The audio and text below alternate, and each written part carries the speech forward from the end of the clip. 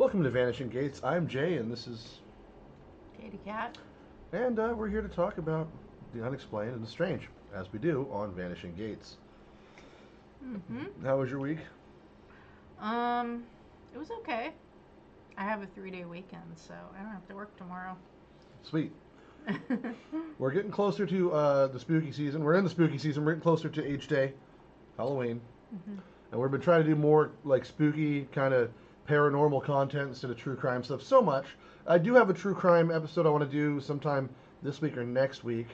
Because I'm going to be recording a couple throughout the week, I think, leading up to Halloween, so we have a little extra content. If you'll notice, my beard is gone. Don't worry, folks, it will be back. You'll have to look at less of my face soon. I know, it's a Yeah, long he story. surprised me too. I was like, Yeah, I don't do it very often. huh? So, in keeping with the creepy, imagine this: you're terribly ill, nearing your deathbed. You're on your deathbed, fighting to keep life from just escaping you, like while you lie in your bed at night. It's dark, it's a cold night, you're all alone, and suddenly you're lifted from your bed and slammed down. Lying and fighting back as much as you can with very what little strength you have is diminishing as you're trying to struggle with whatever force it is. It's holding you down now and pressing the wind and the air out of your chest. Like it's trying to just rip the life from you. You can't push it away though, and things only get worse from there. Now, in Cherokee folklore, this isn't just a night terror like we know it here. You're being visited by an actual being, a dark force known as Kauluna Akiliski, I can't say that, or Kelowna, the death spirit. You're fighting for your life against the Raven Mocker. Now, that's a creepy thought. It kind of reaches back to the old hag syndrome of like Europe or night terrors that we have now. Mm-hmm. You know, sleep paralysis episodes and things like that with the pressing on the Yeah, I've chest. had that happen a few times. Well, in your experience with sleep paralysis, how did that go for you? Like, what was it? Basically, so when it happens, it feels like you're awake, and like basically you're dreaming that you're in your bed Mm-hmm. and you're trying to wake up, but you can't, and something is like holding you down. Mm-hmm. Like you can't make any noise, you can't move, you can't get out of the situation, and it feels like you're awake, but you're dreaming. Like, what do you usually dream about when you personally experience it? Because I know what that is, what sleep paralysis. I've had it myself. The couple times that I've had it, it was literally just it felt like I was trying to get out of bed, and I couldn't Okay. because something was holding me down, or yeah, something was holding me down. Did you feel any kind of emotions or anything while you were going through this? Was it a panic state? Scared, yeah, Did you see yeah. anything visually or anything like that? Um, one of the times that I had it, I did see something. It was like a very scary, like apparition, I'd say. Can you describe it? Do you remember it enough to do that? Um, I don't really remember what it exactly it looked like, but it was like a shadowy, like figure. I don't really remember. Just an Uh, ominous, shadowy thing, just yeah, holding basically me stopping down, you from doing. Yeah. stopping me from getting up or waking up, basically. And I know when it happens, like I know I'm sleeping, I know I'm dreaming, Hmm. and I want to wake up, but I can't. But it's not letting you. It's not letting you It's not snap out letting of it. me because it's holding me down. Yeah, that's Do you my experience. like? Do you feel like in that like when it's happening, does it feel subconscious or does it feel like there's an actual outside force? Do you know that like I'm asleep and this is me not wanting to wake up, or is your brain saying I'm asleep but I have to wake up? This creature's keeping me from doing that. Like, I don't think it's like a creature or a ghost or a spirit. I think it's in my brain. well, I mean, when what's happening though, like while you're going through it, are you thinking that? Like, are you cognizant of that?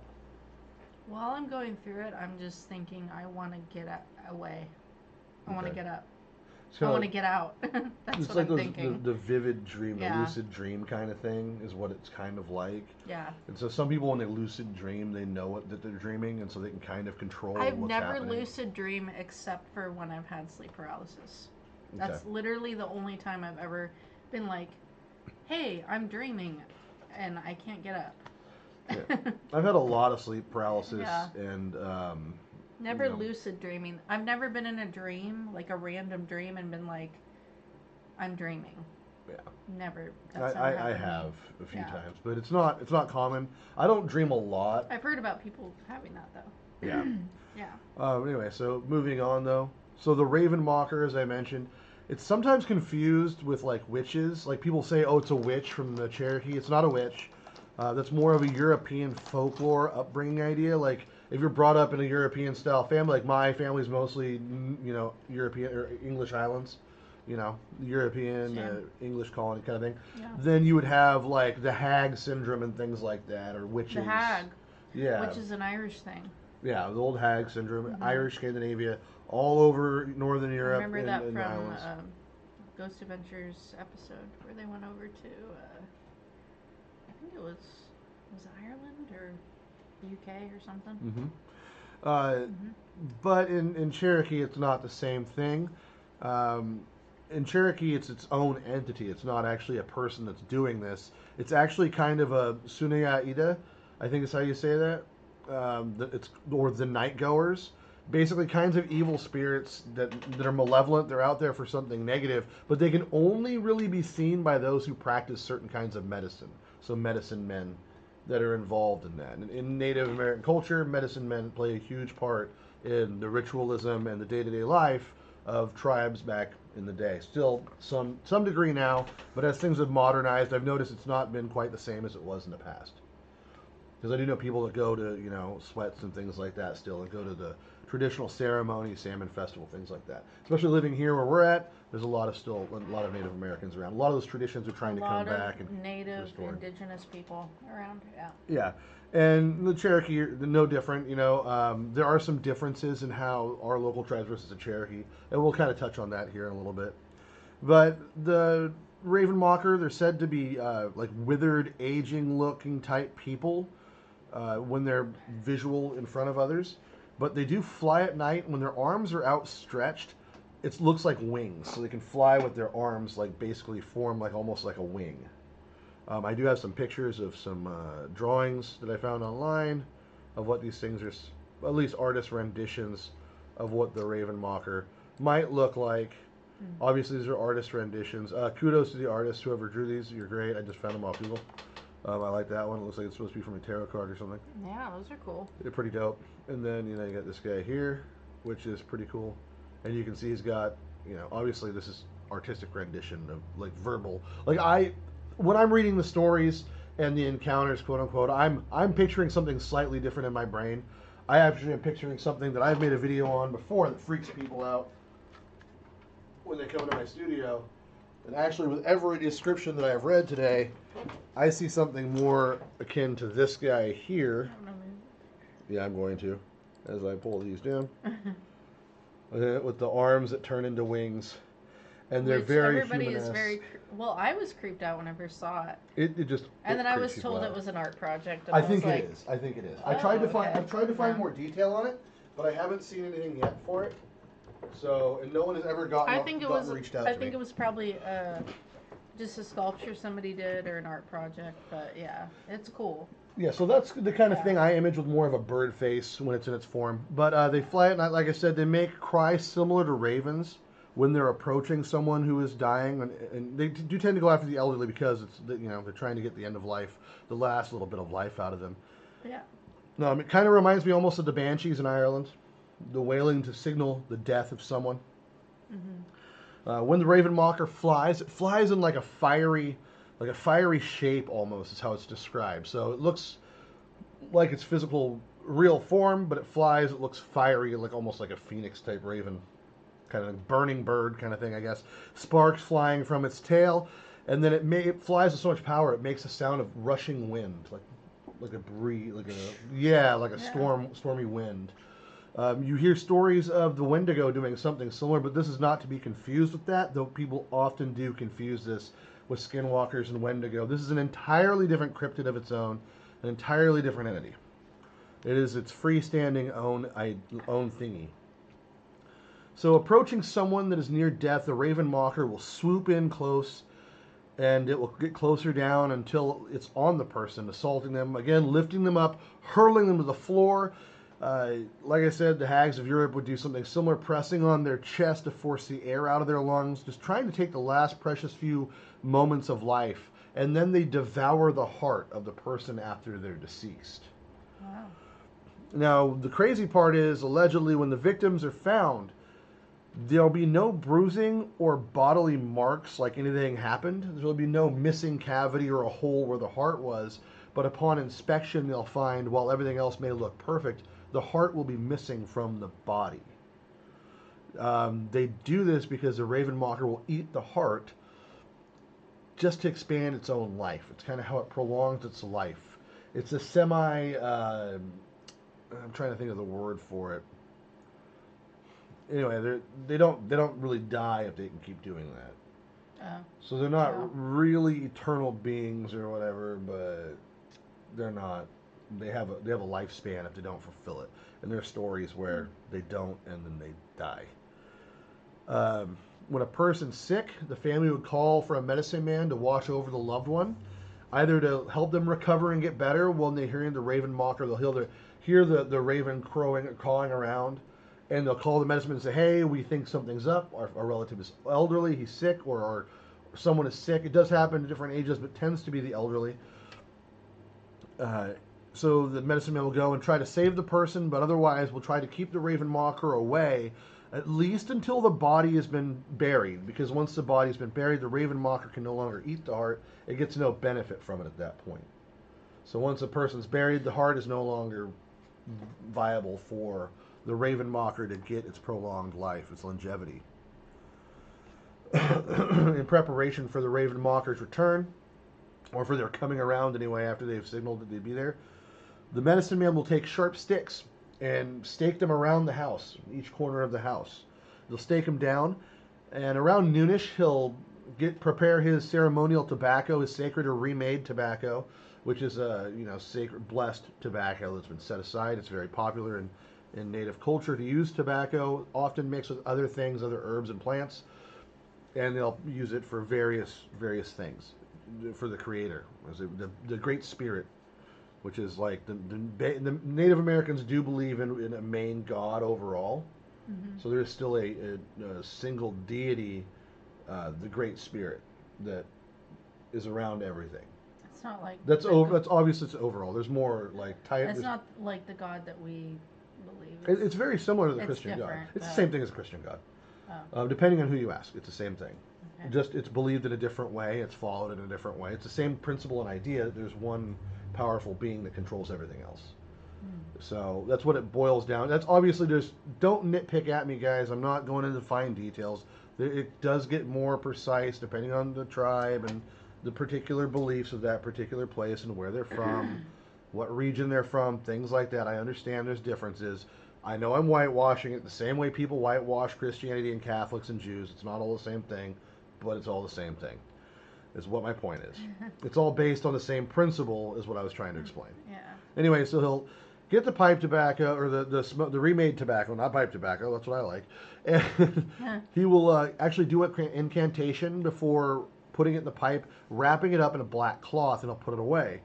Then he'll go into the forest, and he'll go out into the forest until just before dark when the raven mocker is supposed to show up.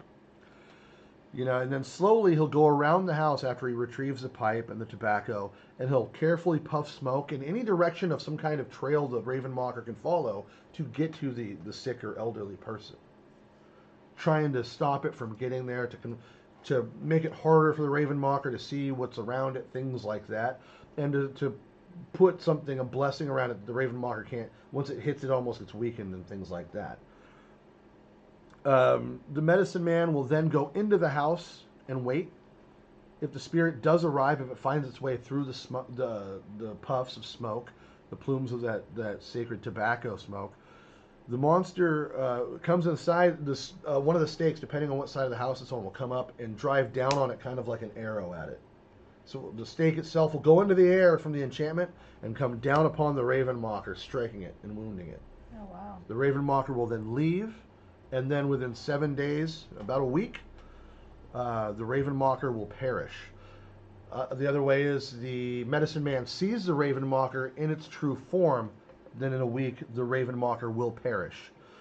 So the ill person gets to then live, or the body of the ill person then gets to be buried, whichever, without having his heart removed.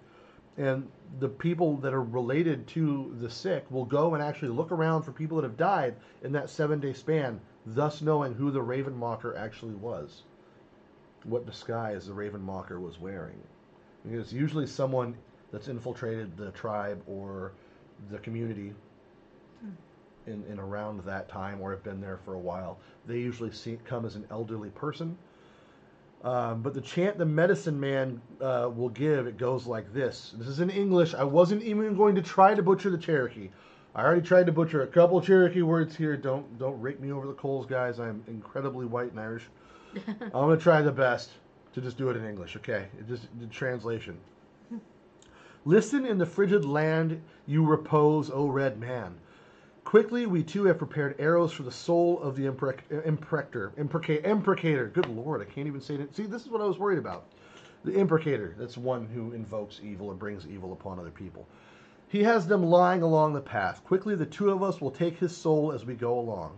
Listen in the frigid land you repose, O purple man. Quickly now, we too have prepared your arrows for the soul of the imprecator. He has them lying along the path. Quickly, we too will cut his soul in two. That's the chant in English. Wow. Why that makes the sticks go up in the air and stab it, I do not know, but more power to you. Dang. That's a great Pretty home dramatic. security system. Well, it's a very dramatic situation if you think about it, though. So why not have a dramatic way to fight it? Yeah. If you have something that's going to just eat the heart of a person to kill them and to take the rest of their life force, and then, do it mystically. I mean, why not murderify them? Yeah. There's a story that I found. This story I found a few times. That's why I'm reciting this one. I found it's hard to find a lot of these stories written down now, and I'll get into that. But so this story that you find quite frequently related to the Raven Mocker.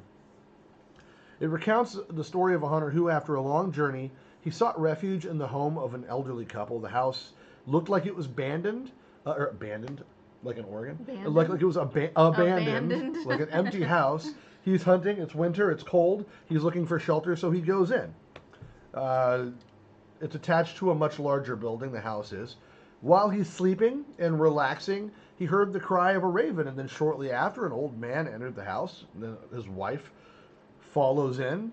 The hunter remained quiet, and soon he realized they were raven mockers when they spoke of their attempts to steal lives. So he was hiding in their house, kind of like, crap, I broke into these people's places. I just lay here and be quiet. Maybe they won't notice me and I can leave tomorrow or whatever. But then they start talking about what they've done. They speak of, like, their attempts to steal the lives of the people they'd gone out for that night. The old man was successful that night. But the old woman, she had failed because there was a medicine man there, or medicine people there. Sometimes there's more than one. After that, the story was done. The hunter sat and watched from the shadows. He watched them actually roast and eat the heart over the fire of the victim of the male raven mocker, the guy. Wow. He said it looked like a human heart. The next morning, the man gave the hunter, the hunter confronted him, and the old man gave him some beadwork and said, hey, please don't tell anyone what you saw here. This is just what we do. It's just part of who we are. Yeah, okay, bro. No big deal, right? Yeah, thanks for the beads. I'm totally not going to tell anyone that you're a monster and that you kill people. Your secret's safe with me because you gave me beads. It's not... Try that on the street, bro. Try that on the street. Not going to happen. And it didn't happen this time because the hunter went straight to the village and said, hey, these MFs are freaking raven mockers and they're bad things. Yeah. So the hunter ended up throwing the beadwork into the stream. He's like, fuck this. I don't want your crap. I'm not taking your bribe of evil. And he went back to the village and he informed the warriors and the people. Like I said, a week later, a group of the warriors returned to the couple's house with the hunter where they found the couple dead. Now, to ensure the destruction of the raven mockers, they set fire to the house and burned it. There's a couple iterations of the story I found. One is they got back and the couple was already immolated because I guess that they didn't get the heart enough for the woman. They didn't get enough. There was not enough for both of them, and they shared it. So obviously, they weren't having enough life essence. And the other option is the hunter actually saw them in their true form, which cast them to death. They like took off their makeup, or not makeup obviously, but they put back into what Or they disguised are. or Yeah, they whatever. stop being Yeah. disguised. Like I said, the Raven Mocker can have that human form, and in some story, like in some stories, in other stories is different. In some stories, they're said to be invisible when they're around the sick person, to everyone but the sick person and the medicine man, and sometimes even the sick person. But the medicine person can see them if it's the right kind of medicine man. Yeah. The idea seems to be basically the ability to absorb the looks of their previous victim. That's why they always look old, like I said before. And that might explain why they go after the elderly and the withered people, because now they're already in that weak form. They don't have the energy to go after a young, healthy person and attack them the same. So maybe that's why they go after the sick Yeah. and the elderly. Because it's easier. It's Yeah, easier it's to an easier target. get their energy and yeah. And that's why they always look withered and old when they're in their human form. Yeah. Now, they aren't to be confused with were creatures. They're not were creatures. They're not furries. Um, they're not Furries. skinwalkers. They're not putting on the skin of a wolf and suddenly being a wolf. They're just able to kind of look like humans. But there's usually something not right about them. It's kind of obvious there's something wrong with this human, even though they just look like an old person. And really old, unhealthy people don't look normal, um, to a degree. I mean, they look normal for them, but they don't look like a vibrant young person. It seems like you're next to someone who's not quite the same when you're around super Somebody old, who's distant dying. people. Yeah, especially someone who's Yeah. dying.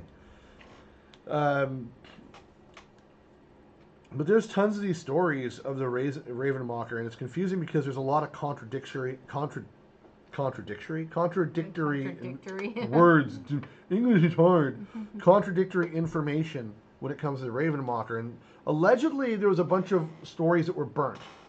They just lit them on fire because they didn't want to keep the stories going. They wanted to keep things quiet about them, and that can lead to those accounts and stories varying dramatically sometimes, and sometimes outright completely arguing against the original story.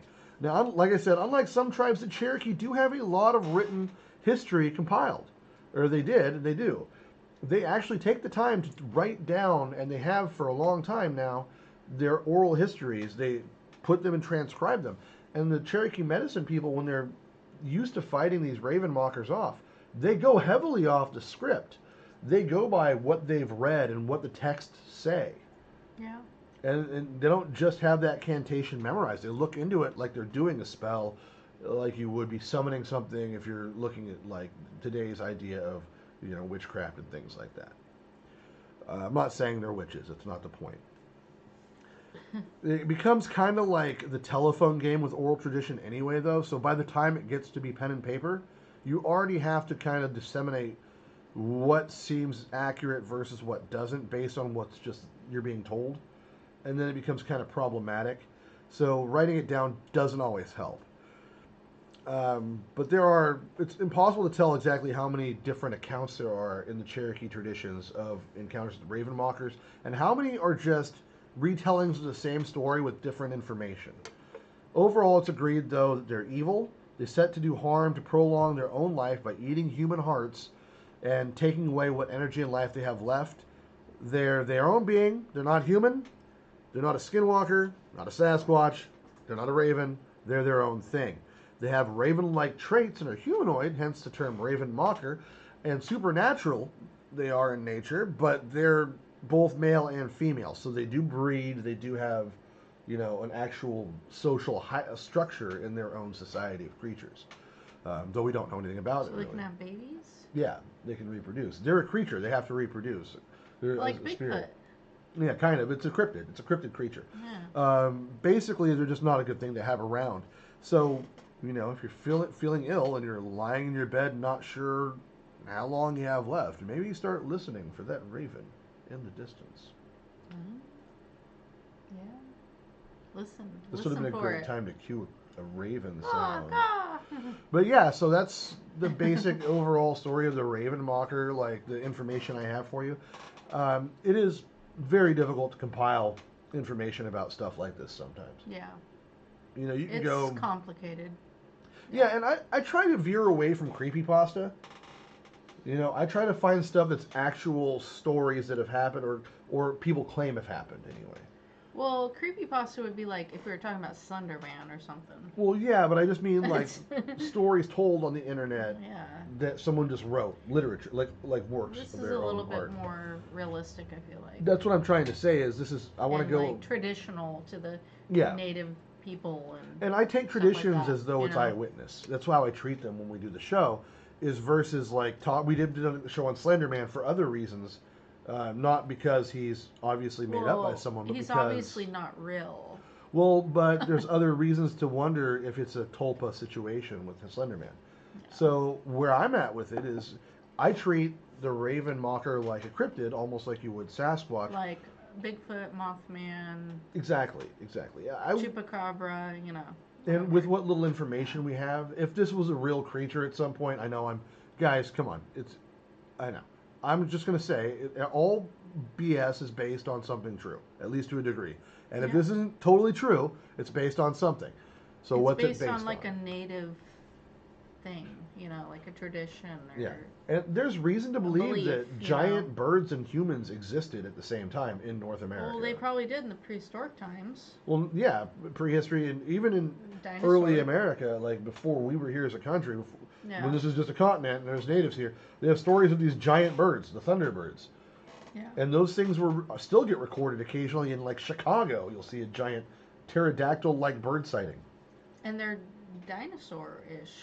Yeah, huge in it. Yeah. Well, and we don't. I mean, anything up in the air is hard to define, but it's huge, whatever it is. But so is this Off something topic, like that mistaken? but I think there are still dinosaur species around. I'm sure there are of some degree, but We just don't really see them, but I think there is. quite possibly the world's as much as we've explored. There's still a lot of places that aren't. Things that we haven't explored. As much as we think Seen, we know, yeah. we really don't. Especially the ocean. There's a lot of the ocean we haven't explored. And if you think about where humans live, it's mostly bunched up in clusters. It's not broad spread. We're not overpopulating this planet, contrary to what There's people think. a lot of guys. areas that don't have humans. I don't care what Bill Gates thinks. Yeah. We're not overpopulating the planet right now. Well, he wants to kill off a bunch of triple. people. Well, have you seen the price of meat? He's doing a good job there. Anyway, enough of that. We're not getting into that. So, what do you guys think of these stories of the Ravenwalker? What do you think this is something that was a being that or a creature that maybe got misidentified, and much like owls get misidentified in Europe for witches or aliens in America, maybe that's something, or maybe it is a creature. What do you guys think below? Is it just a scary story to scare your old people from not taking their Geritol? Why would you make a scary story fake about old people, guys? Come on. It's one thing to scare children into behaving. What are you going to scare the old people away from? Bingo night? They didn't have casinos back then. There was no bingo in Native American culture back then. Come on, guys. You didn't have to scare the old people. They're already scared. They're dying every day. They're scared to death. They're already scared. there. Yeah. Knocking on. If you're an old person, let us know if you've heard a raven calling for you lately in the comments below. Don't forget to like. Don't forget to subscribe. Wow, that was dark. That's what we're here for. But let us know what you think. We'll be having another episode here shortly for you. Another video soon. Next week? Yeah. I'll probably be recording more. I'm going to try to do more I don't know often with smaller stuff as well. Well, it depends. I have more free time than the other two co-hosts. Jack is not here. He will be here. I know he's supposed to come by tomorrow. Full time, so. Word. All right, Yeah. guys. I'm Jay, and this is. Kitty cat. And there's probably a raven mocker behind you. I'd probably look. I have no idea how a raven sounds. They make weird noises. I should have got like a noise They make for like that. They make a weird noise. Just like that. Similar. Just like that. Similar to that. All right, guys. Been Vanishing Gates. Good night, and good nightmares. Bye.